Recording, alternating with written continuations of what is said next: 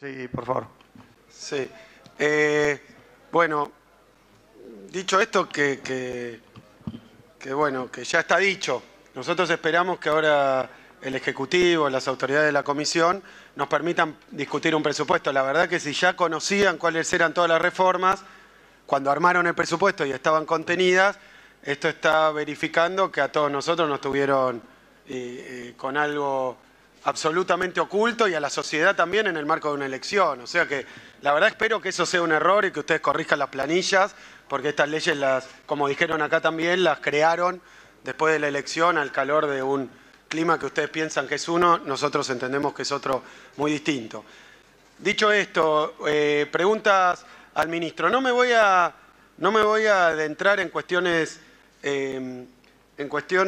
muy de detalle del pacto que se ha firmado con los gobernadores. Simplemente voy a hacer una pregunta general que tiene que ver con lo siguiente, a ver si nos estamos equivocando en cómo fue el proceso histórico, digamos, de la construcción de este pacto. Si yo no entendí mal, en un momento, poco después de las elecciones, hubo una reunión entre María Eugenia Vidal y el presidente de la Corte Suprema de Justicia. Cuando María Eugenia Vidal, como gobernadora de la provincia de Buenos Aires, estaba haciendo un reclamo ante la Corte Suprema de Justicia, que en realidad es un reclamo similar al que hacían muchísimas de las jurisdicciones, que lo conozco bien, que tenían causas pendientes ante el Superior Tribunal por distribución de recursos con la Nación. Es decir, varias provincias, algunas de ellas muy conocidas, pero muchas más, que esto es la cuestión de los fallos pendientes, tenían reclamos. Pero hubo una reunión entre el ministro de la Corte Suprema y la gobernadora de la provincia de Buenos Aires. La pregunta es, como los diarios interpretaron que eso quería decir que la Corte Suprema de Justicia iba a fallar a favor, los diarios oficialistas interpretaron que ese era un gesto de la Corte Suprema diciendo que iba a fallar a favor del reclamo de la pretensión de la gobernadora, que esto era la nueva repartición del Fondo del Conurbano Bonaerense, quitando el techo de los 650 millones, dicho de otra manera. Esa foto quería decir que todas las provincias iban a tener que poner la plata para que se pudiera incrementar el Fondo del Conurbano Bonaerense. El reclamo de los bonaerenses es justo, como lo es el de muchas otras provincias. Lo que era bastante imposible era suponer que las demás provincias iban a cargar con toda esa necesidad de la provincia de Buenos Aires. Pero esa foto marcaba que si no se hacía algo, la provincia de Buenos Aires iba a tener un fallo favorable. Esa es la primera pregunta. ¿Qué relación tuvo el Poder Ejecutivo con esa reunión?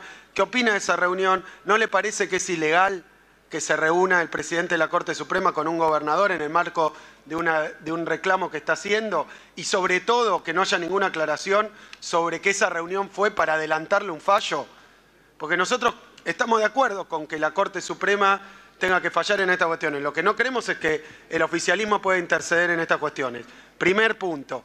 Si esto es verdad, es decir, si el Fondo del Conurbano iba a salir de las demás provincias, el problema que se planteaba después, que fue un poco lo que ocurrió en la reunión con los gobernadores, es que se iban a desfinanciar a todas las demás provincias, lo que claramente no estamos de acuerdo. Lo que no podía pasar era reforzar el Fondo del Conurbano, como ya lo hicieron con la Ciudad de Buenos Aires, con el cambio unilateral de la coparticipación de la Ciudad de Buenos Aires por la policía. Pero no se puede hacer a expensas de las demás provincias.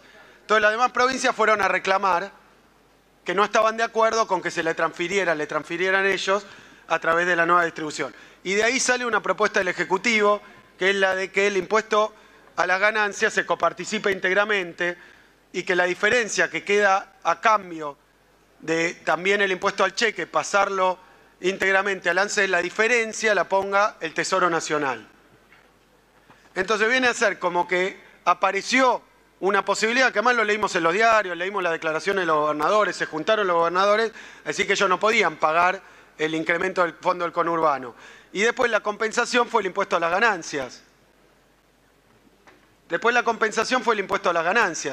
Entonces, ¿qué es lo que empieza a pasar? Nosotros acordamos con los gobernadores de las provincias que ellos no podían pagar el incremento del Fondo del Conurbano. Y concordamos también que el incremento del Fondo del Conurbano estaba bien. Ese es el espíritu de lo que estoy diciendo. Ahora, lo que me parece es que finalmente hay una cláusula que tiene que ver con las jubilaciones. Que también se planteó en los diarios que se iba a discutir con los gobernadores o solicitar a los gobernadores que acompañaran el cambio en el régimen, en el modo en el que se ajustan las jubilaciones. De esa primera reunión parecía que los gobernadores tenían que firmar y acordar una fórmula con el Ejecutivo, pero los gobernadores lo que hicieron fue firmar un artículo donde se proponía que el ajuste no estuviera nunca por debajo de la inflación. ¿Y por qué se proponía eso? Porque todo lo que trascendía por los diarios es que el intento del Ejecutivo, y leyendo el artículo 4 del Fondo Monetario Internacional, que se lo reclama al gobierno, a través de propuestas para hacer una reforma del sistema previsional, pone que hay que alargar la edad, que hay que cambiar la fórmula y que hay que cambiar la tasa de sustitución. Los 3 puntos que reclama el Fondo Monetario y le pide al gobierno, le exige al gobierno, le sugiere al gobierno, le indica al gobierno, le manda al gobierno. Pero es lo que tiene después, lo que presenta el gobierno casualmente como reforma previsional. Ya está escrita, es lo que escribió el Fondo Monetario. La pregunta es, porque de ahí se podía colegir que iba a haber una fórmula de ajuste por debajo de la inflación. Y los gobernadores plantean que no puede estar por debajo de la inflación, no plantean una fórmula y después eso va al Senado. La fórmula que se plantea en el Senado, la que tenemos para media sanción, no cumple con este acuerdo. No cumple con este acuerdo, viola el acuerdo. La fórmula que aprobó el Senado y que estamos tratando viola el acuerdo con los gobernadores, porque dice concretamente que nunca el aumento puede estar debajo de la inflación. Lo dice concretamente. Y todo el mundo entenderá que si la fórmula es en parte inflación y en parte salarios, medidos a través de RIPTE, cuando los salarios vayan por debajo de la inflación, se viola el acuerdo con los gobernadores. Esa es la pregunta. ¿Está usted consciente, porque el Ejecutivo también firmó, de que esa fórmula, modificada después en la Cámara de Senadores, no así la que envió el Ejecutivo, la que envió el Ejecutivo era mala para los jubilados, probablemente en este periodo peor que la que sale del Senado, pero no violaba el pacto, porque decía la inflación más algo, una miseria, pero más algo. Nunca podía estar por debajo de la inflación. Ahora, la que estamos tratando en esta Cámara viola este pacto, es contradictoria con este pacto. Porque evidentemente cualquiera entiende que alcanza con que en un periodo de 3 meses los salarios vayan por debajo de la inflación para que quede violado, y también está el problema de la retroactividad.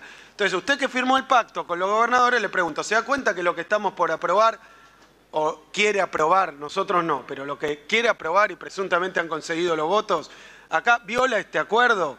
Segundo, ¿se da cuenta de que finalmente lo que sustenta, porque a ver, la economía es una manta corta, dice todo el mundo, una torta que se reparte, las porciones son más grandes o más chicas, pero el nivel está dado.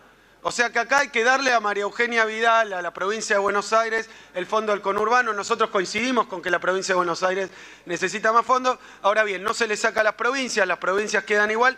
¿Quién pone la plata? ¿Quién pone la plata? Porque no se puede de la nada. ¿Quién pone la plata? Yo entiendo que lo pone el Tesoro, pero con la salvedad de que se hacen un ahorro, que yo le pregunto cuál es la magnitud, según usted, del ahorro por cambio de fórmula. Es muy concreta la pregunta, es un número la respuesta. ¿Cuánto se ahorra el Tesoro Nacional por el cambio en la fórmula? O el ANSES más precisamente. ¿Cuánto se ahorran? Porque después nos dicen que va a haber un ahorro por el cambio de fórmula, pero los jubilados no pierden nada. Lo cual es la cuadratura del círculo, no se puede ahorrar menos en pagar algo sin pagar menos. Entonces, las preguntas, para no abundar más, son esas. Las preguntas son esas. Y quiero dejar constancia de que no hemos caído en la chicana.